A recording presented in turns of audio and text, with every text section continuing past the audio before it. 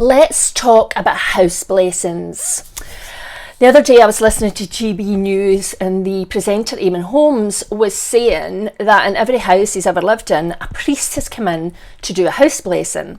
And that led to this conversation between the different presenters, with another female presenter saying her mum is always saying that she should get the priest in to do a house blessing, and another presenter, obviously no so much in the faith camp, saying, oh my God, that's ridiculous, why would you do that? And to be honest, it ended up getting a wee bit down a rabbit hole because they were talking about exorcisms and things. I don't think it has to go that far, but yeah, I love house blessings, and I've been fortunate enough to do a few house blessings, and the houses that I've lived in over the last few years, I've had them blessed.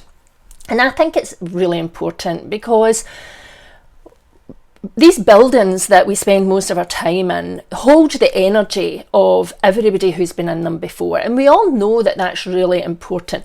That's why so many people go to Gracelands to visit Elvis's house, or go to the Florida Keys to visit Ernest Hemingway's house, where he would sit and write these beautiful stories, or indeed here in Edinburgh in Scotland, the wee cafe where J.K. Rowling sat and wrote Harry Potter.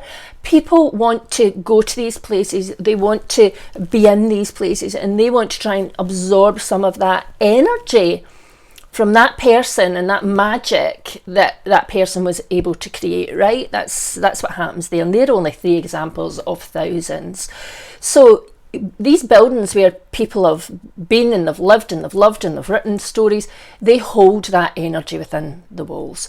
And this, my wee house here in Abernethy, was built in 1900, so it is 124 years old.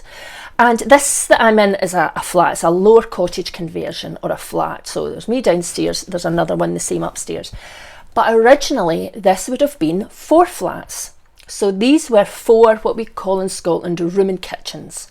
Quite often I go out and visit families for funerals, and you know, the parents have died, and when their children are talking about their life, they'll say, oh, after they get married, they moved into a room and kitchen, which was basically what it sounds. It was 2 rooms. One was where they lived and they slept, and the other one was the kitchen, and then the toilet, which would be a shared kludgy, would be out the back door. So over the past 124 years, who knows the amount of people who have lived within the walls of this building. And not just those who have lived within the walls, those who have come to visit. Because I absolutely believe that whenever somebody, comes into your house, or, a building, the building absorbs some of that person's energy, which is wonderful, because we can imagine over the years the love and the laughter and the friendship and all the beautiful energy around that. I went to see a family recently, and the dad had died, and they grew up on a farm, and they were saying they could remember when they were small children, their mum and dad putting the music on in the kitchen and twirling all the children round, dancing with all the children, and they remember that with such joy. And you can just imagine the love and the laughter and the music and the fun, the energy that would have come from that. But let's not kid ourselves. It would not always have been light, positive, happy energy. If we go back to 1900, people were poor, there was a real mentality of lack often, and so that would have brought a different type of energy. I'm sure there would, we're all different. Some people are really positive and happy, some people are just grumpy buggers, and so it would have absorbed that energy. And so we would have had energy that was frustrated and tired and worried and anxious and nervous and angry, and then on from that to even darker energy. And I don't really want to go there because I don't want to think about that, but it's possible that that happened within these walls, and these walls have absorbed that. And so I don't want to live in a place that has negative energy in the walls and in the ceiling and the floor, because that is affecting me. I know it's affecting me. I know I'm absorbing that on a daily basis.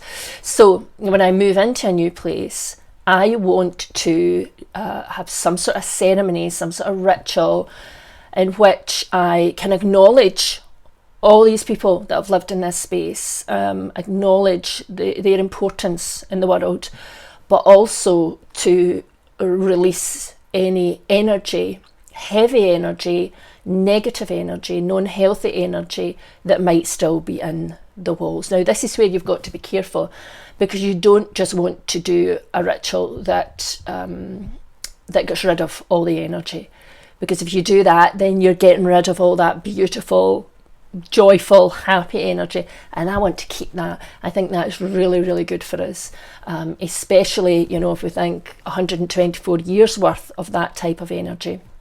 Hope, as I say, love, friendship, people sitting around the table laughing and loving, people sharing stories. Got to 1900s, they wouldn't have been watching the TV, they'd have been sharing stories with each other. So I want to keep that type of energy. And this is why you really should get a professional in, or somebody that knows what they're doing around ceremony, who understands ceremony. Because very early on, when I didn't quite understand, I had a house blessing where it was just a clear the air, clear the energy. And I had bought the place because it had good vibes, really lovely vibes actually. But after I did the house blessing, they were all gone, because I didn't do it carefully. Didn't set my intention to get rid of the stuff that I didn't want, but keep the positive, happy, loving, hopeful energy that I knew was there. So that is really, really important to do that. Your house might not be as old as 124 years, but that doesn't really matter. Unless it's a brand new house and you are the one that's setting the energy for now, then there will be people who have lived there before. And so, as I say, any anxiety, any worry, any stress, any anger, any frustration, and we still want to let that go.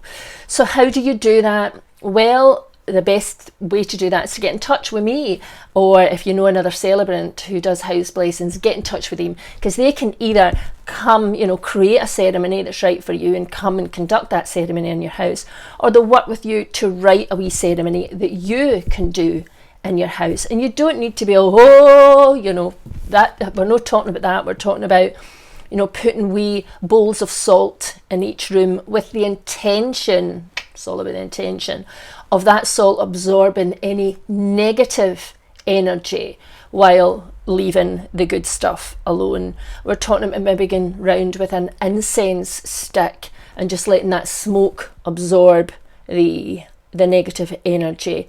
You could go around with a smudge stick. Smudge is really, really pungent, and it's usually used for when there's really dark, heavy energy in a place. We are talking kind of exorcism stuff. Woo! Some people love smudge. I think it can be just a bit full on for me. But there's different ways. There's lots of different ways. You can use flowers. As I say, you can use salt. You can use incense. You can use different types of liquid to absorb energy. There are many different ways. So if you are interested in a house blessing, then why not get in touch with me, and I'd be happy just to have a no obligation chat with you. It doesn't matter how long you've been in your house. You could have been in it for 20 years and just thinking, oh my goodness, I never thought of that. Yeah, I would like to do that. Get in touch and let's have a chat and see if it's right for you. Okay, hope that's been helpful. Beautiful.